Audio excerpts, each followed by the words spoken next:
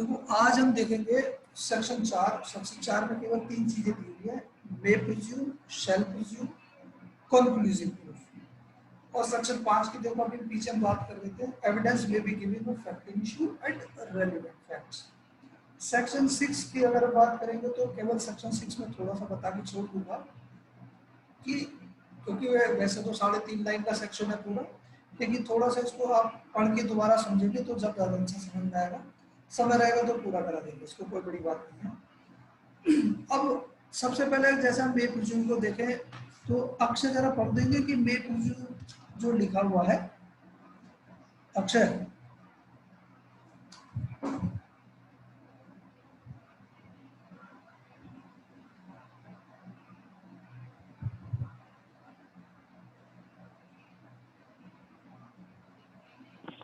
जी sir. Direct है आपके पास आपका? जी सर, जी सर।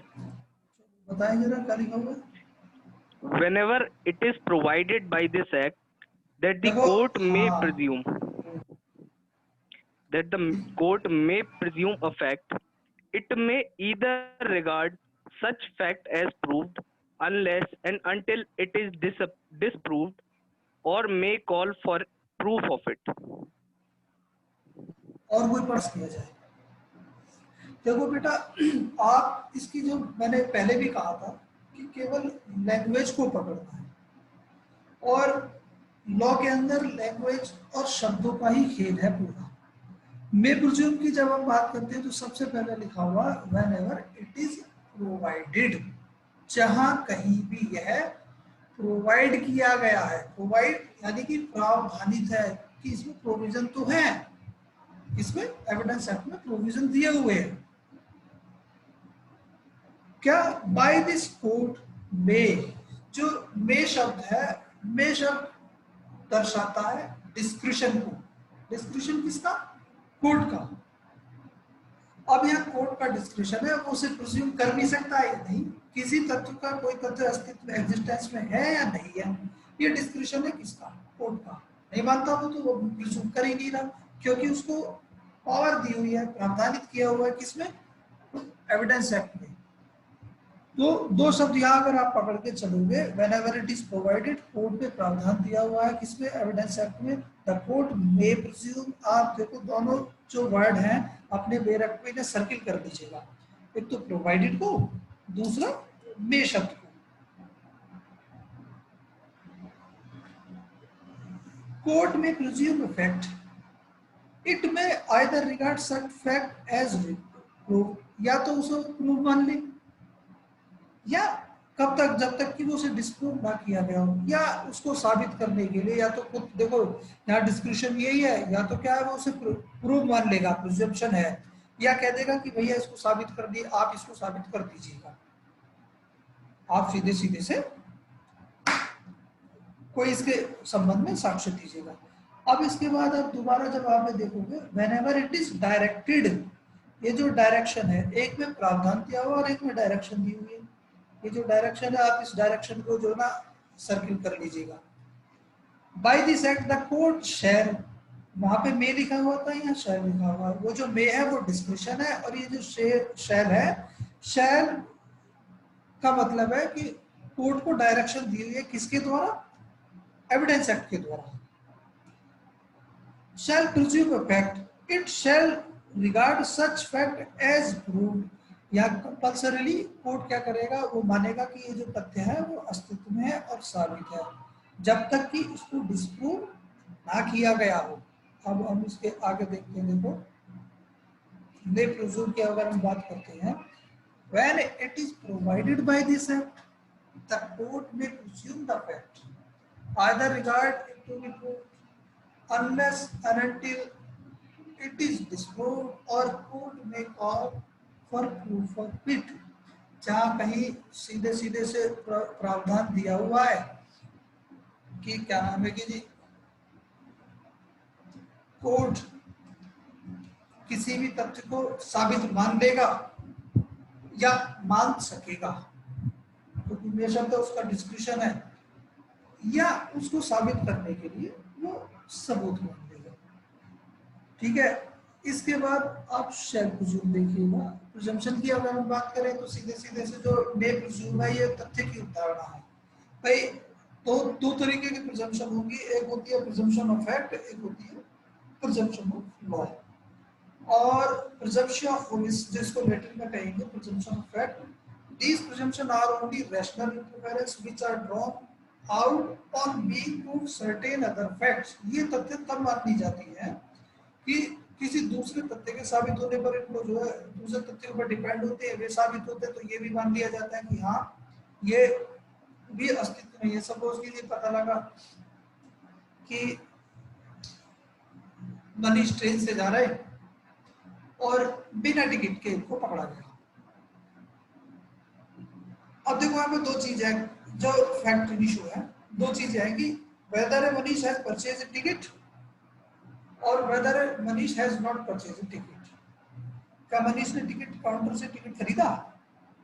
क्या मनीष ने टिकट काउंटर से टिकट नहीं खरीदा। अब दो चीजें हैं, देखो पहली चीज को तो हम छोड़ दो, खरीदा या नहीं खरीदा। जब सीधा सीधा से ये आता है जब इनको बिना टिकट पर पकड़ा जाएगा, जब पकड़ा जाए जब टिकट चेकर के दौरान पकड़ा गया, इनसे मांगा जाएगा आप टिकट दिखाइएगा।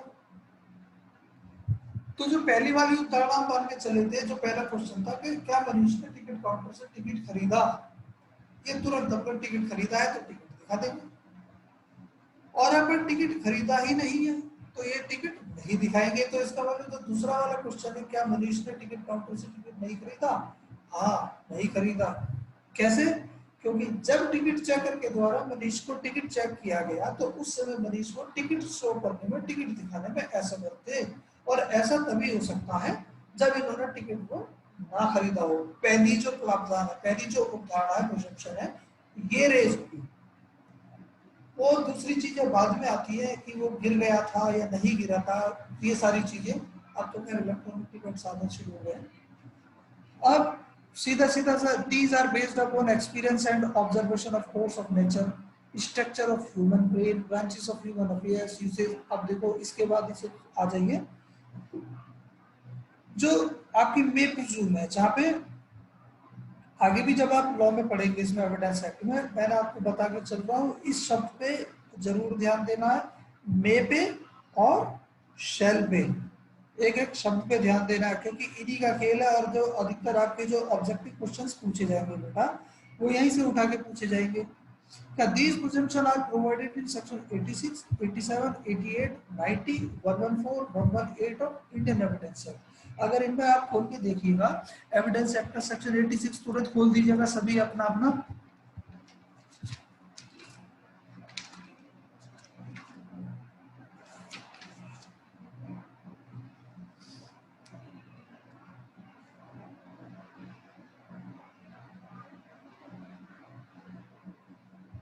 ध्यान बेटा देखना 86 में क्या लिखा हुआ है? Sir, presumption as to certified copies of foreign judicial records। देखो अब यहाँ पे मैंने कहा था कि ध्यान केवल शब्दों पे रखना है, तो यहाँ क्लियर कर देता कोर्ट मे प्रिज्यूम। अगर मे प्रिज्यूम लिखा हुआ तो यानी कि ये आपका जाएगा मे प्रिज्यूम के साथ जो प्रिजम्पशन है। इसके बाद देखो 87 पढ़िएगा। Presumption as to books, maps and charts। क्या लिखा हुआ है? The court may presume। शाबाश। 88 पढ़िएगा। Presumption as to telegraphic messages। शाबाश।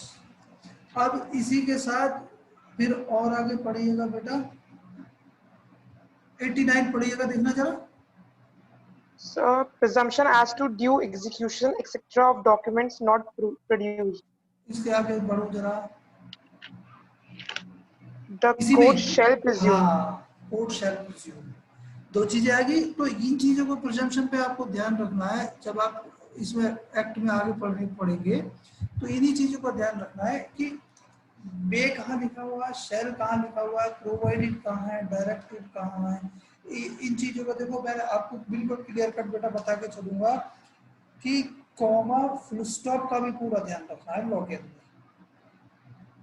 क्योंकि कॉमा फुल स्टॉप से ही आगे पीछे होने से शब्दों के अर्थ का अनर्थ हो जाएगा।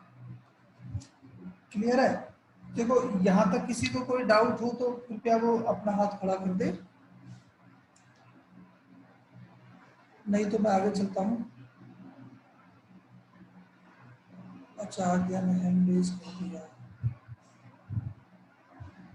हाँ बेटा आप कह रहे थे कुछ, बताइए। सर इसमें मेरे को ये वाली चीज में कंफ्यूजन हो रहा है सर, जो ये लिखा है whenever it is provided by this act and whenever it is directed by this act in बेटा दोनों शब्दों के अलग अलग अर्थ हैं। एक तो होता है प्रोवाइडेड से मतलब है कि जहाँ कहीं लॉ में प्रावधान दिया गया है, एक होता है प्रावधान। प्रावधान यानी कि कोर्ट में सिंपली एक प्रोविजन दिया हुआ है कि किसी भी लॉ में, ये तो प्रोविजन है। एक होता है बेटा डायरेक्शन। डायरेक्शन किसके द्वारा दी गई है? डायरेक्शन दी गई है लेजिस्लेचर के द्वारा। लेजिस्लेचर जिसने लॉ बनाया, जो कोर्ट है वो आपकी जो, तो ये जो प्रोवाइडेड और डायरेक्टेड दोनों अलग अलग चीजें हैं। प्रोवाइडेड से मतलब प्रावधानित है और डायरेक्टेड से मतलब जहाँ कहीं निर्देशित है। निर्देशित से मतलब उनको आदेशित किया गया है। जी सर। अभी आया दोनों के सब मतलब समझो, अंतर ही केवल इतना है, एक में सीधे सीधे से देखो जब प्रोविजन है तो, और वहां जब प्रोविजन दिया हुआ है कि वो कोर्ट के डिस्क्रिप्शन में छोड़ दिया गया कि अगर कुछ इस तरीके की चीजें आती हैं तो कोर्ट का डिस्क्रिप्शन है, वो चाहे तो उन्हें साबित मान ले, एग्जिस्टेंस में मान ले, या अगर उसे लगता है कि कहीं कोई डाउट है तो उन्हें साबित होने के लिए वो उनको प्रूफ मांग सकता है, एविडेंस और ले सकता है। दूसरा अगर हम शहर की बात करते हैं, whenever it is directed by this court, जहां कहीं निर्देशित किया गया है वह तब को वहां पे वो प्रूव्ड है। कब तक? Unless and until it is disproved. अगर उसे जब तक उसको ना साबित ना किया जाए तब तक उसको साबित ही मानेगा। उसको साबित या ना साबित करने के लिए उसके लिए वो एविडेंस कलेक्ट नहीं करेगा, एविडेंस कॉल नहीं करेगा। अब यहाँ तक क्लियर है बेटा? जी सर। चले आगे। Yes sir. किसी और को कोई क्वेरी हो तो बेटा बोल दो, हैंड रेज करें।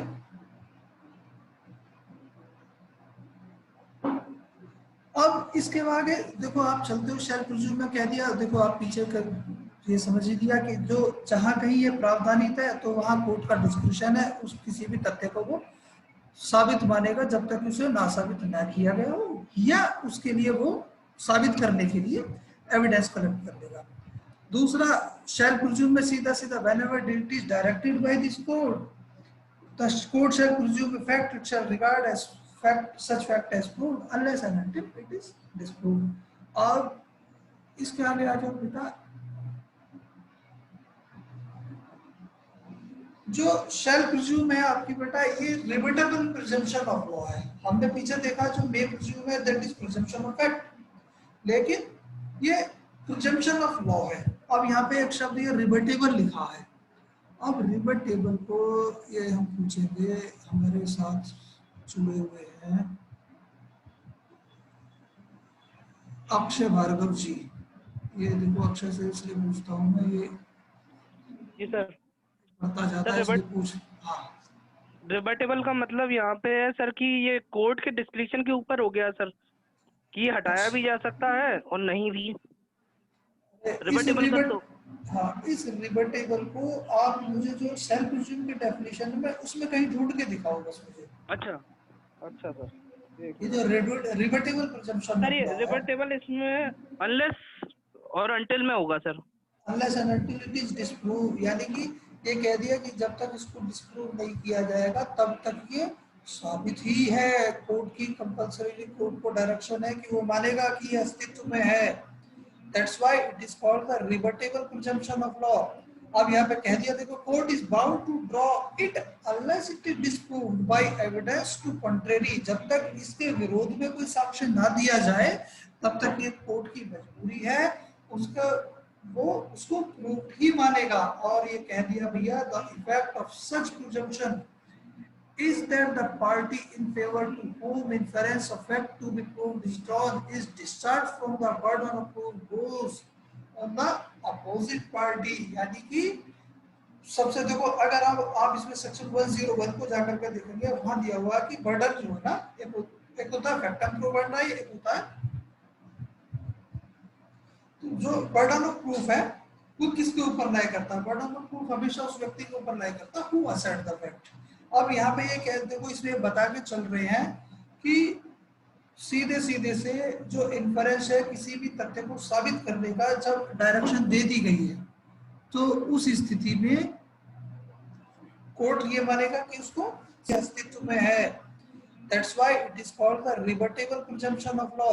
अब यहाँ पे कह दिया, देखो, court is bound to draw it unless it is disproved by evidence to contrary. जब तक इसके विरोध में कोई साक्ष्य ना दिया जाए तब तक ये कोर्ट की मजबूरी है, उसका वो उसको प्रूफ ही मानेगा। और ये कह दिया भैया, the effect of such presumption is that the party in favor to whom inference of fact to be proved is drawn is discharged from the burden of proof goes on the opposite party। यानी कि सबसे, देखो, अगर आप इसमें section 101 को जाकर के देखेंगे, वहां दिया हुआ है कि बर्डन जो है ना, एक होता है फैक्टम प्रूव करना, एक होता है, तो जो बर्डन ऑफ प्रूफ है वो किसके ऊपर लाई करता है? बर्डन ऑफ प्रूफ हमेशा उस व्यक्ति के ऊपर लाई करता है हु असर्ट द फैक्ट। अब यहाँ पे ये कह, देखो, इसमें बता के चल रहे हैं कि सीधे सीधे से जो इन्फरेंस है किसी भी तथ्य को साबित करने का जब डायरेक्शन दे दी गई है, तो उस स्थिति में कोर्ट ये मानेगा कि उसको साबित ही है और अस्तित्व में है। क्लियर है? यहाँ तक किसी को कोई डाउट है?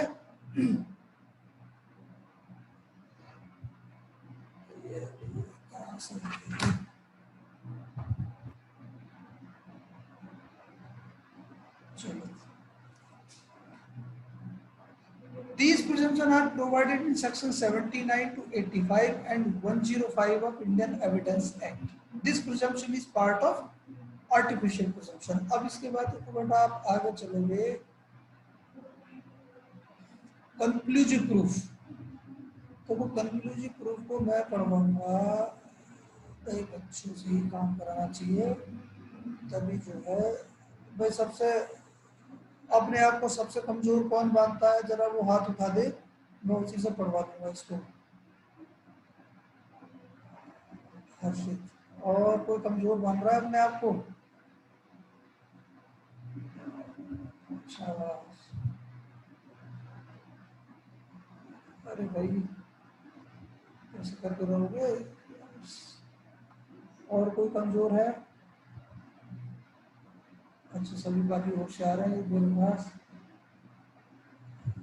हाँ, ये वाले भाई साहब, श्रेयांश। Yes sir. बेटा बताना क्या क्या कंक्लूसिव प्रूफ को पढ़ना एक बार। Yes sir. One conclusive proof. When one fact is declared by this act to be conclusive proof of another, the court shall, on the proof of the one fact, regards the other as proved, shall not allow evidence to given for the purpose of disproving it. अच्छा, भाई श्रेयांश, अब देखो, हमारे पास कुछ बच्चे ऐसे थे जो कमजोर नहीं है।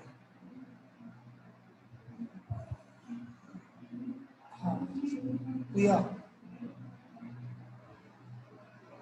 प्रिया जी सर। हाँ जी बेटा, सर। इसका एग्जांपल से समझाओ कि केवल कंक्लूसिव प्रूफ का एक एग्जांपल देना है केवल। हाँ सर, मैं इसको डाइंग डिक्लेरेशन से समझाना चाहती हूँ। अगर किसी पर्सन की डाइंग डिक्लेरेशन प्रूव हो चुकी है। हेलो हेलो हेलो, हम सुन रहे हैं, आप बोलिए। हाँ जी सर, अगर किसी पर्सन की जो जिसकी डेथ हो चुकी है उसकी डाइंग डिक्लेरेशन प्रूव हो चुकी है, तो इससे ये इस फैक्ट का कंक्लूसिव प्रूफ है कि उसकी डेथ भी हो चुकी है।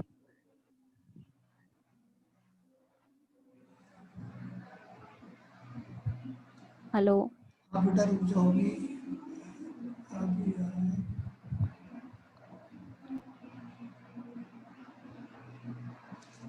देखो, अगर आप इसकी बेटा लैंग्वेज को देखेंगे,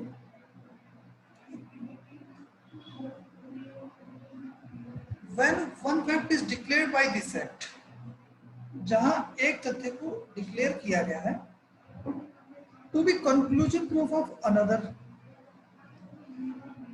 एक तथ्य किसी दूसरे तथ्य का निश्चायक सबूत डिक्लेयर कर दिया गया है। द कोर्ट शैल, कोर्ट के लिए डायरेक्शन आ गई बेटा, on proof of one fact, एक के साबित होने पर, regard the other as proved, दूसरे को स्वतः साबित मान लेगा, and shall not allow evidence to be given for the purpose of disproving it. यानी कि जब दो तथ्यों की हम बात करें कि कहाँ एक तथ्य किसी दूसरे तथ्य के ऊपर डिपेंड है कि अगर पहला साबित या ना साबित हो जाता है तो दूसरे वाला जो तथ्य है उसको साबित या ना साबित होने के लिए कोर्ट जो है देगा नहीं कि जो है इसको डिस्प्रूव या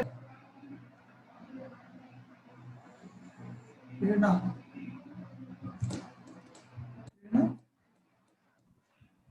यस सर। बेटा बताना 379 411 क्या है? आईपीसी का 310 ठग है और 411 है डिसऑनेस्टली रिसीविंग स्टोलन प्रॉपर्टी। अरे भैया मैंने 310 तो पूछा भी ना है, 379 379 379 सर वो 379 पनिशमेंट ऑफ थेफ्ट है, अच्छा अब देखो यहाँ पे हम दो चीजें हैं, 378 थेफ्ट है एंड 379 पनिशमेंट ऑफ थेफ्ट है।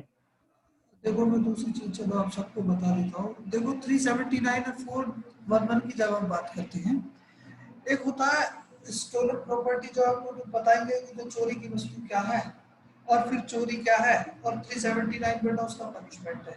अब यहाँ पे दो चीजें हैं कि एक पता लगा जो हमारे पास ये अनीश जी हैं, अनीश जी ने एक एफआईआर लिखाई मनीष के खिलाफ कि इन्होंने जो है इनकी जो है ज्वेलरी चोरी हो गई है। मनीष के खिलाफ भी अज्ञात कानून में एफआईआर दर्ज की, ज्वेलरी चोरी हो गई है, पुलिस ने खोजबीन शुरू की और वो जो ज्वेलरी है वो हमारे अक्षय भार्गव जी के पास निकल आई।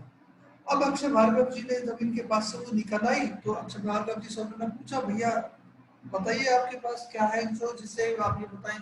अक्षय भार्गव जी ऐसा कोई चीज नहीं दे पाते हैं तो इनके खिलाफ पुलिस ने चार्जशीट फाइल कर दी 379 और 411 में। 379 तो ये है कि तो थेफ्ट का पनिशमेंट है और जो 411 है वो रिकवरी ऑफ स्टोलन प्रॉपर्टी की बात करता है।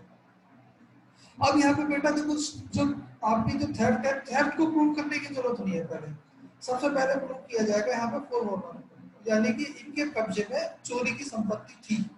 अब जब यहाँ पे इस बात पे जो इस साबित नहीं कर पाएंगे अक्षय जी कि इनके पास कोई लीगल पर्पस था उस प्रॉपर्टी को अपने कब्जे में रखने का, ऐसा कोई भी डॉक्यूमेंट्री एविडेंस वो नहीं दे पाते हैं, ऐसा कोई सबूत नहीं दे पाते हैं जिससे कि ये साबित होता कि हाँ वो प्रॉपर्टी अक्षय की थी या किसी लीगल पर्पस से या किसी लीगल ऑब्जेक्ट से वो प्रॉपर्टी उन्होंने अपने कब्जे में रखी हुई थी। तो ये मान लिया जाएगा कि हाँ उनके कब्जे में वो इलीगल और वो चोरी की संपत्ति थी।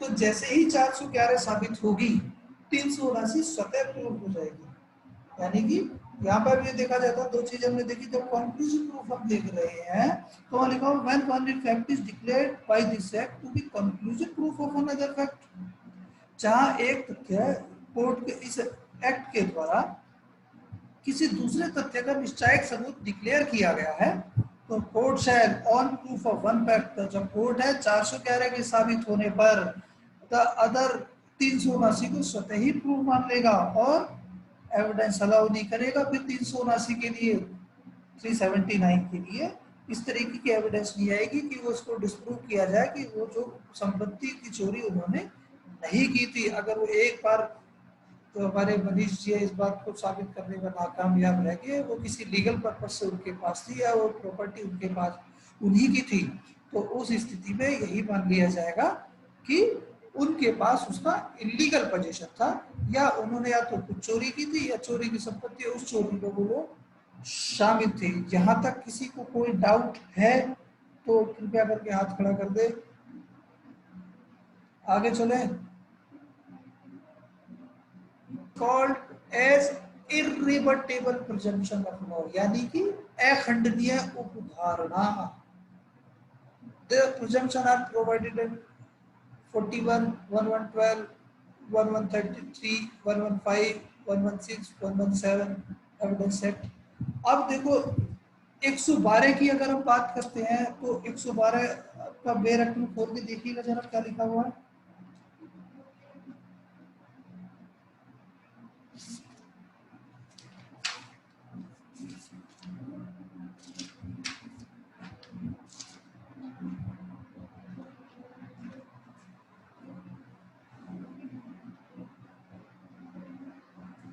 कोई पढ़ेगा इसको 112 को? हैंड रेज करते कोई पढ़े तो शाबाश।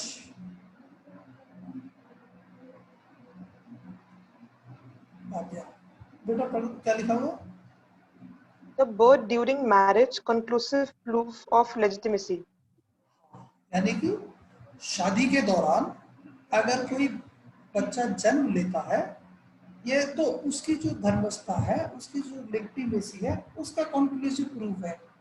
ठीक है, अब यानी कि पढ़ दो बेटा इसे पूरा। Yes, sir. The fact that any person was born during the continuance of a valid marriage between his mother and any man, or within. अब देखो यहाँ पे इस चीज का ध्यान रखिएगा कि सीधे सीधे से ये क्या क्या करेगा, during the continuation of valid marriage between his mother and any man शब्द है, वह फादर नहीं है, एनी मैन। अब आगे चलो। Or within 280 days after its dissolution. हाँ, और यह शादी का डिसोल्यूशन हो चुका है तो उस डिसोल्यूशन से 280 दिन के अंदर। आगे The mother remaining unmarried. हाँ, उसने दोबारा दूसरी शादी नहीं की है। Shall be conclusive proof that he is a legitimate son of that man.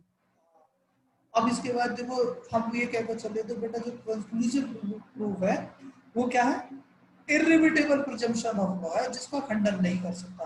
लेकिन जो 112 है इसमें इसका एक्सेप्शन दिया हुआ, तभी मैंने पढ़वाया। पढ़ दो आगे। Unless it can be shown that the parties to the marriage had no access to each other at any time when he could have been begotten. हाँ, जब तक कि ये साबित ना कर दिया जाए कि दोनों पक्षों के बीच में एसएस हो ही नहीं सकती थी।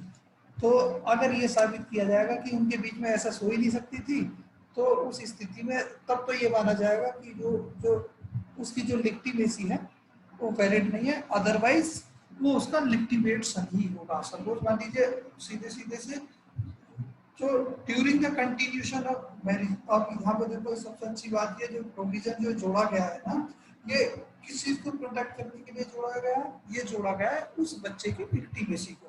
मान लीजिए अगर शादी के ठीक 1 महीने बाद भी अगर कोई बच्चा जन्म लेता है तो ये जो प्रोविजन है वो ये बताता है उस बच्चे का जो लीगल फादर है वही व्यक्ति है जिसके साथ उस मदर की उस महिला की शादी हुई है।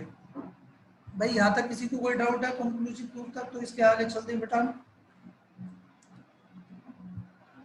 इतना परेशान करोगे तो कैसे काम चलेगा? चलो, ये भैया सेक्शन 5 की हम बात कर रहे थे। तो सेक्शन 5 बेटा कॉर्नर स्टोन है किसका? एविडेंस एक्ट का। जो जस्टिस मुनीर है उन्होंने सीधे सीधे से बता दिया। तो section 5 is the corner stone of the Indian evidence act. तो सेक्शन 5 ही हमें बताता है कि किन चीजों का साक्ष्य दिया जाएगा। अब सेक्शन 5 की अगर हम बात करते हैं, evidence may be given of fact in issue and relevant facts, यानी कि evidence may be given in any suit or proceeding of the existence or non-existence of every facting issue and of such other fact as are hereinafter declared to be relevant and no other। यानी कि अगर हम किसी भी shoot में या proceeding में किसी अस्तित्व और एग्जिस्टेंस और नॉन एग्जिस्टेंस की बात करते हैं, इसकी किसी फैक्टिंग इशू की बात करेंगे या उस तथ्य की जो जिसे यहाँ के बाद में, यानी कि इस सेक्शन 5 के बाद में रेलिवेंट डिक्लेयर किया हो, केवल उन्हीं के संबंध में कोई साक्ष्य दिया जाएगा और बाकी किसी के संबंध में कोई साक्ष्य नहीं दिया जाएगा। अब इसका जो एक्सप्लेनेशन क्लियर करता है, देखो this section shall not enable any person to give evidence of fact. ये जो सेक्शन है देखो इसमें तो कह दिया कि दी जा सकती है। अब देखो यहाँ पे क्योंकि बे शब्द है, evidence may be given of relevant fact fact in issue, किसी भी जो ना सूट या प्रोसीडिंग में उसके एग्जिस्टेंस और नॉन एग्जिस्टेंस किसी फैक्टिंग इशू के संबंध में साक्ष्य दिया जा सकता है या उस तथ्य के संबंध में जिसको 5 से लेकर 55 तक रेलिवेंट सुसंगत डिक्लेयर कर दिया गया उसके संबंध में साक्ष्य आ जाएगा। लेकिन इसका जो एक्सप्लेनेशन है वो क्लियर कट ये कह रहा है कि लेकिन ये सेक्शन उस व्यक्ति को साक्ष्य देने के लिए योग्य नहीं बना देता है जिसको सीपीसी में अयोग्य घोषित किया हुआ है। This section shall not enable any person to give evidence of a fact which he is disentitled to prove by any provision of the law for the time being in force relating to civil procedure। यानी कि जो civil प्रक्रिया संहिता है, अगर उसके अंतर्गत उसमें किसी व्यक्ति को कह दिया गया है कि यह साक्ष्य नहीं दे सकता या ये, तो उस व्यक्ति को जो सेक्शन 5 है वो ये एनेबल नहीं कर सकता कि हाँ भाई इसका साक्ष्य ले लिया जाएगा, क्योंकि दोनों ही चीजें एक साथ जो वो कि आप इंटरप्रिटेशन में पढ़ लेते हैं हार्मोनियस कंस्ट्रक्शन, जहाँ एक लॉ किसी दूसरे तथ्य का दूसरे लॉ का विरोधाभासी है तो दोनों के अंदर रिकंसाइल किया जाएगा और जो ना कोई ह्यूमन रिलेशन डेवलप करके दोनों को पढ़ा जाएगा। अब यहाँ तक सेक्शन 5 है। अब देखो सेक्शन 5 में हम दो चीजें देखते हैं, रेलिवेंसी एंड एडमिसिबिलिटी। सुसंगता क्या है और उसकी ग्राह्यता क्या है, दो चीजें होती है। What do you mean by relevancy and admissibility? अब देखो रेलिवेंसी की अगर हम बात करते हैं, all the fact those are relevant but not admissible. ऐसे सभी तथ्य जो रेलिवेंट तो हैं but they are not admissible. अब कोई मुझे बताएगा what do you direct? Priya एकदम करेक्ट कह रही है कि अगर लॉजिकली हम देखेंगे तो जो जनरल रूल है, जो साक्ष्य है वो हमेशा प्रत्यक्ष होना चाहिए, लेकिन जो इनडायरेक्ट एविडेंस है, जो हियर से है, वो रेलिवेंट हो सकता है but logically it is not admissible. लेकिन हम प्रोविजन में ही चले जाते हैं बेटा। प्रोविजन में जब हम जाके देखते हैं, सीधे सीधे से आप चले जाओ किसमें, प्रिविलेज कम्युनिकेशन में। प्रिविलेज कम्युनिकेशन जहाँ दिया हुआ है सभी एक बार जाके खोल लेंगे, तो जो प्रिविलेज कम्युनिकेशन जो हस्बैंड और वाइफ के वेडलॉक के दौरान की जो बातें हैं, 129 से आप शुरू करते हैं प्रिविलेज कम्युनिकेशन और फिर उसके बाद 129 तक वो दी हुई है। वो अपने आप में पूरा एक इम्पोर्टेंट क्वेश्चन है। तो आप 122 खोल लीजिएगा, 122, वहां दिया हुआ है कम्युनिकेशंस ड्यूरिंग मैरिज। हमारे पास जो सबसे होशियार बच्चे हैं हमारे साथी हैं, हमारे हैं अक्षय हाँ सर। भैया, पढ़ना 122 में क्या लिखा हुआ? जी सर, communication during marriage. हाँ, No person who is or has been married shall be compelled to disclose any communication made to him during marriage by any person to whom he is or has been married, nor shall he be permitted to disclose any such communication unless the person who made it unless the person who made it or his representative in interest consent, except in suits between married persons or proceeding in which one married person is prosecuted for any crime committed against the other. देखो कितनी कमाल की चीज है।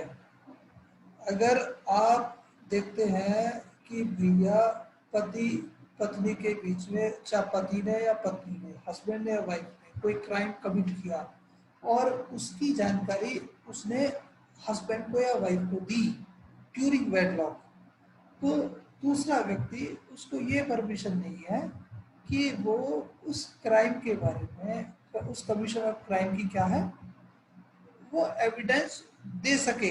यहाँ पे logically अगर आप देखेंगे ये रेलिवेंट है। पत्नी जानती है कि उसके पति ने मर्डर किया है, लेकिन जो 122 कह रहा है वो 122 ने ये कह दिया कि वो एडमिसिबल नहीं है उसका साक्ष्य। इसका पर्पस सीधा सही है कि जो सामाजिक संस्थाएं हैं, जो सामाजिक संस्था क्या है, जो शादी का बंधन है अपने आप में एक बड़ी सामाजिक संस्था है। इन सामाजिक संस्थाओं को इन सारी चीजों को बचाए रखने के लिए इस तरीके की जो एविडेंसेस हैं उनको नकार दिया गया है। अब ये सीधे जब आप देखते हैं सेक्शन 5 की अगर हम बात करें, एविडेंस एक्ट जो क्या है सेक्शन 5, उसका फाउंडेशन है किसका, पूरा एविडेंस एक्ट का। As per the section only evidence of the fact in issue of relevant fact may be given। केवल दो ही चीजों के संबंध में साक्ष्य आएगा, चाहे वो फैक्ट इन इश्यू हो या रेलिवेंट फैक्ट हो। अब इसका जो मेन पर्पस है, मेन पर्पस सीधा सीधा से यही है कि उसका जो ना एक लिमिट बना दी गई है कि इस दायरे में ही रहना है, इस दायरे से बाहर नहीं जाना है। और जो एडमिसिबिलिटी की जब आप बात करते हैं, ये किसके द्वारा डिसाइड होता है? ये होता है सेक्शन 136 में सीधे सीधे जज is to decide the admissibility of evidence. ये तय किया जाएगा किसके द्वारा? कोर्ट के द्वारा।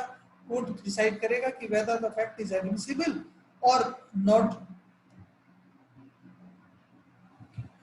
ठीक है, अब इसमें यही देखो चीज आपको देखना है कि जो all the fact those are logically relevant but legally not admissible. That's why we can easily say that the facts which are relevant not admissible, but all the facts those are admissible all are also relevant. Section 5 की अगर हम बात करें तो बेटा केवल इतना ही देखना है, इससे ज्यादा इसमें कुछ है नहीं। और इसमें अगर किसी और कहना चाह रही हूँ कल कर लेते हैं क्योंकि 6 थोड़ा लेंदी होगा तो फिर उसे अलग से कर सिक्स लेंगे नहीं, कल। देखो अब कल का देखो एक चीज का ध्यान है कि 6, 7, 8, 9 4 सेक्शन सभी पढ़ लेंगे। हालांकि थोड़ा सा फिर भी मैं सेक्शन 6 के बारे में, 7 के बारे में, 8 के बारे में थोड़ा थोड़ा बता देता हूँ। तो कुछ सेक्शन 6 बताता है रेसजस्टिंग। रेसजस्टिंग यानी कि fact though are not in issue are so connected with fact in issue as to form the part of same transaction whether they occurred at same time and place or different times and different places। अब यहाँ पे आपको जो देखना है कि ऐसे तथ्य जो विवाद में तो नहीं है लेकिन विवादक तथ्य से ठीक इसी प्रकार से जुड़े हुए हैं जैसे कि उसी समयवार का एक भाग हो। जैसे भी मैंने शुरुआत में एक एग्जांपल दिया था कि अनीश ने मनीष को कमरे से भागते हुए देखा और देखने के बाद वो वापस उसने कमरे में जाके देखा तो वहां पे जो सीटें अस्त व्यस्त थी। तो ये दोनों चीजें भागते हुए देखा और फिर उसके बाद जो है ये सीटें अस्त व्यस्त थी और फिर उसके बाद किसी ने बताया कि जो है श्रेयांश के सिर में चोट लगी है और उसके सिर में से खून निकला हुआ। तो ये तीनों चीजें आपस में कनेक्टेड हो जाती है और ये दिखाई देता है कि हो सकता है कि जो मनीष वहां से तेजी से भागता हुआ निकला था और सीटें अस्त व्यस्त थी और श्रेयांश के सिर में से खून निकल रहा तो मनीष ने उसके सिर में चोट मार के वहां से वो भाग गया हो। तो ये इसको आप एस ये एक ही समयवार का एक भाग होगा। उसके बाद सेक्शन 7 में देखो आप सभी लोग पढ़ लेंगे बेटा इस बार तो वहां से सीधा सीधा fact which are the occasion cause और इफेक्ट ऑफ इमीडिएट और otherwise of relevant fact and fact issue. ऐसे सभी तथ्य जो क्या है अवसर प्रदान करते हैं, कारण बताते हैं या प्रभाव बताते हैं किसका, किसी भी सुसंगत तथ्य का या फैक्ट विवादक तथ्य का, वे सभी रेलिवेंट होते हैं। फिर उसके बाद जो आप देखते हैं मोटिव प्रिपरेशन एंड कंडक्ट, चाहे वो कंडक्ट जो प्रीवियस हो या सब्सिक्वेंट हो। और सेक्शन 9 जो बताओगे, सेक्शन 9 जो देखेंगे आप वो देखेंगे आपका एक्सप्लेनेशन वाली जो चीजें हम बताते हैं सेक्शन 9 में फैक्ट नेसेसरी टू एक्सप्लेन और introduce of relevant fact and fact issue. ये 4 सेक्शन भैया सभी पढ़ लेंगे जरूर और पीछे का भी कृपया करके पढ़ लीजिएगा। फिर उसके बाद कर लेते हैं, ठीक है। अभी और किसी को कोई क्वेरी हो, कोई